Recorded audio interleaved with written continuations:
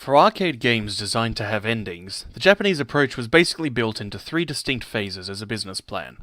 First phase is the release phase. During this period, players have no idea what's inside a game, and are expected to run out of credits regularly, either leaving the machine free for someone else to see what's going on, or pumping in some extra cash to see the ending. This is the most profitable period for the game's release for arcade operators. The second phase is the single credit clear phase. During this period there's less immediate buzz, but players who have learned and practiced the game well enough are now beginning to beat it in a single credit. The idea is that people watching a player perform well would be drawn back into the game now that they know it's possible to get good value with. A game reaching this phase grants extra life for the players, and extra income for the arcade operator. The final phase is the optimization and scoring phase. The player base for the game has diminished, but with robust scoring systems, the community is now actively competing to not just finish the game on one credit, but to do so in the absolutely highest scoring way possible. There's less cabinets operating the game, but the arcades that have become hubs that gain excellent value on the board that they purchased. The Metal Slug series' sound design, animations rife with personality, visceral impacts, and level design that ranges from mediocre to excellent covered those first two phases excellently. However, the scoring phase ultimately proved to be somewhat degenerate. I have seen more players compete for third-party measured speedrun times than actually using the game's internal measures for success. There's some great ideas in this series, but the precedent Metal Slug 3 set for excess resulted in both Mega Enterprise and SNK Playmore not only bolting on more and more bad ideas, but throwing out some that had actually worked in the first place. As such, today I'd like to go over what works about the series' score systems, what doesn't, and what alterations I'd make for a potential 9th if we include Metal Slug Advanced title, in order to make it a more satisfying experience in years to come. Starting with what does work, let's talk about the end of mission bonuses. There's two main ones here, the vehicle bonus and the prisoner bonus. The vehicle one is the most straightforward. If you're inside a vehicle upon defeating the mission's boss, you receive extra points. This means a player is rewarded for acquiring a vehicle, and for keeping it intact through to the end even with the extra large hurt box. The prisoner bonus works very similarly. Every time a prisoner is rescued, an icon appears at the bottom of the screen. At the end of the mission, each of these symbols is worth a set amount of points. Similar to how the vehicle bonus is lost upon the vehicle's destruction, so too is the prisoner bonus lost if the player dies at all during the level. In the first Metal Slug, a 2-player session would also give an extra great bonus to whoever found the most prisoners. That was an easy system to game by simply inserting another coin, and later altered in sequels to a no-death bonus. That's all well and good, but the player is already being rewarded for playing the base game of mowing through foes without getting hit, so I think it's a bit of a redundant bonus to have. The second way to gain points is through picking up items. Sometimes prisoners drop them, and sometimes they're just part of a level. Some more are hidden in secret locations that need to be fired at. Those lead to a sense of discovery and mystery, which is useful when thinking of ways to extend an arcade game's life. Most importantly, though, are the items like this frog sitting here. If you pick up that frog, it's worth 50,000 points.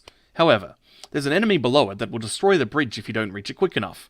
In a run-and-gun platform game, I love having risk-reward situations like this one. You get a big boost if you're good at movement and plan ahead, and you die a costly death if you manage to screw things up on an execution level, or simply aren't quite paying attention to your surroundings.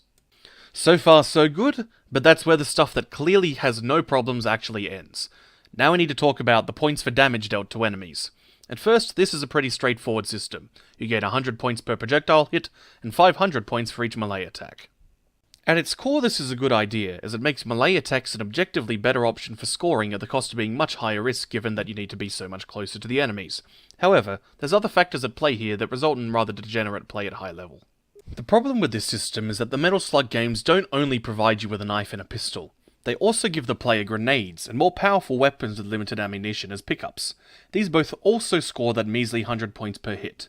In other words, the optimal scoring routes involve actively avoiding every single upgrade in order to milk the most pistol shots from every single enemy that you cannot stab. This might seem like a minor optimization, but if you were to say, set the cab to the highest difficulty, it can result in a score difference of millions due to the extra hits required to defeat enemies. While this can be argued as a further risk-reward system, it does so while removing any sort of improvisation or thought. Part of this series' appeal is the visceral satisfaction of wreaking havoc against an entire army of pseudo-Nazis, and such a scoring system actively discourages the spectacle from occurring. That's not to say that later games in the series have ignored the points per shot problem. In fact, Mega Enterprise started the ball rolling with Metal Slug 4. They put in a combo system to try to offset the scoring. In Slug 4, an item can be found that temporarily grants medals for dispatching enemies quickly. These medals then behave like prisoners, with a score at the end of the mission if the player hadn't died before then. Tying together item collection and prisoners sounds like something that would provide immense depth, but in reality it barely adds some breadth. Since the combo system is tied to items, any engagement with an enemy outside of these periods is completely irrelevant. Thus, it's best to spend the minimum required resources to rack up the medals, and then return to farming with a pistol the rest of the time. When SNK Playmore reformed and reacquired the series rights, a different system was developed for Slug 6 and 7. Now, a high-powered burst of damage will rack up a combo gauge that, when filled, causes any defeated enemy to release a pile of coins. The idea was to encourage burst uses of resources, which is made a bit easier by switching weapons on and off, but tying the system to a set number of hits and exploding enemies has two big problems. The first is that the player has very little control over the timing of their combos. They often happen when a lot of foes are on the screen all at once, or at the end of an engagement when you're releasing a prisoner and you'll get no reward for it. Compare this to something like the recently released Blue Revolver, where a player chooses when they want to cash in their combo bonus based on the usage of their special weapon.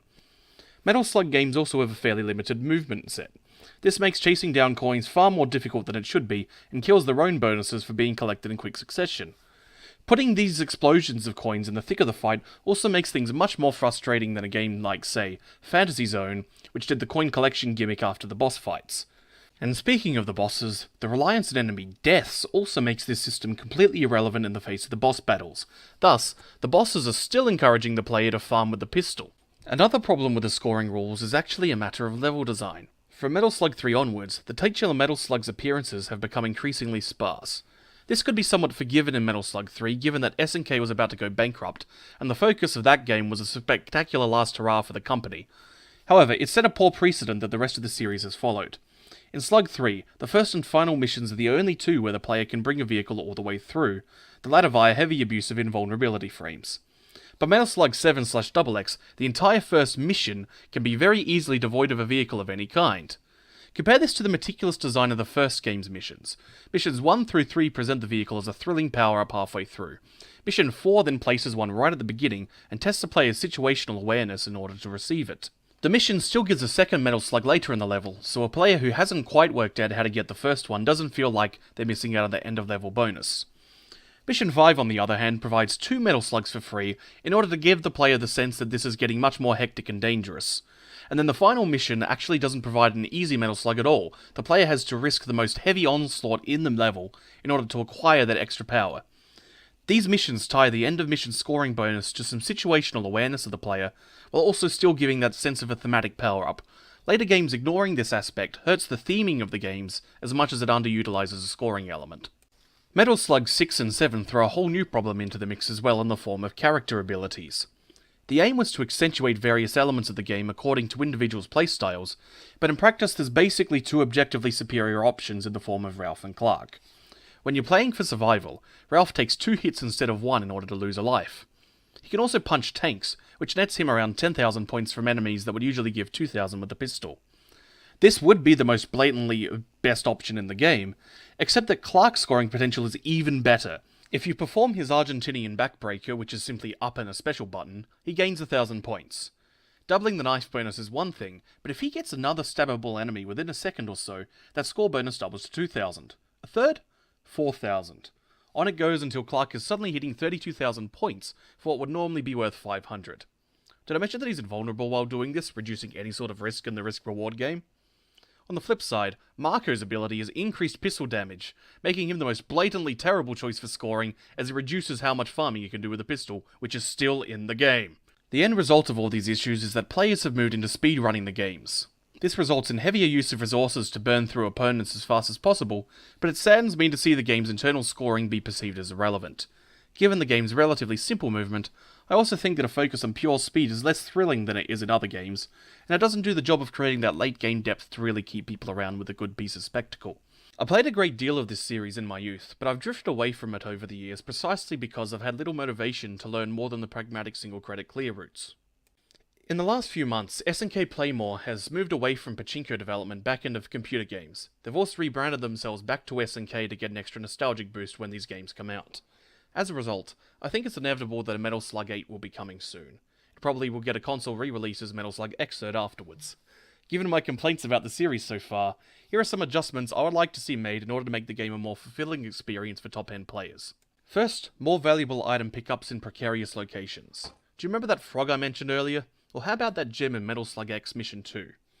I'd like to see more focus on risky item placements with large payoffs. Some of these could even be hidden, so players have to spend more time in the early stages of the game's life working out where everything's hidden in every nook and cranny. Metal Slug's never been afraid of having some tense, pure platforming, and these items are a great way to demand perfectionism in those sections without placing extra enemies. Next, remove character abilities, or at least make them a toggleable option. I liked the weapon management in 6 and 7, but the spread of character abilities made some characters a clearly superior choice. Characters like Theo are fan favourites at this point, and players are going to wind up disappointed if they're never allowed to use them in high-level play. Either make abilities an option with its own high scoreboard, or remove them entirely. This way, if further advertising of other SNK properties, like, say, Metal Slug Defense and Attack have done, is utilised, every player will get their preferred aesthetic choice without any consequences. Third, you need to make the Metal Slug the most exciting thing in the game. The Metal Slug is so cool that the entire series is named after it. Acquiring this tank should be exciting, and keeping it alive through a whole level should be the best thing for scoring purposes and player satisfaction since they've managed to stay alive with such a large hurt box. Every level should have the ability to reach its end with the slug intact. Provide a melee scoring bonus like the knife, and consider allowing it to destroy tanks by jumping on them. This should be a fairly risky option given how many projectiles can appear on screens in later missions. If an obstacle needs to be destroyed but can't be jumped on, make the points given by destroying it with the slug's Vulcan higher than if it had been shot at with a pistol. Given how gimmicky the games have become since Slug 3, make the Metal Slug extra special by returning to it as the sole vehicle for one game at least. And finally, remove the combo system from Metal Slug 6 and 7 and replace it with these suggestions. There are situations in Metal Slugs 4, 6, and 7 where you can gain no extra scoring from an encounter with, say, a tank. None of the previous systems added extra levels of mastery when fighting bosses either. Speedrunners, on the other hand, used resource management and various tricks to get quick kills and make use of the game's visceral weaponry. So how about we tie these all together? For every enemy that cannot be stabbed, put an internal timer on it. Give an extra point bonus based on how quickly it was destroyed. This could be through a number appearing, a flash appearing on the total score, or perhaps you could do something like give an extra explosion for how quickly the defeat was occurring. Leave the traditional explosion animations as the base result, with quicker kills being even flashier. Players should still feel excited about defeating an enemy, and they should get even more pumped when they show how deftly they've handled a situation. On top of this visceral satisfaction, the player now needs to work out when it's best to burn through a weapon or a grenade.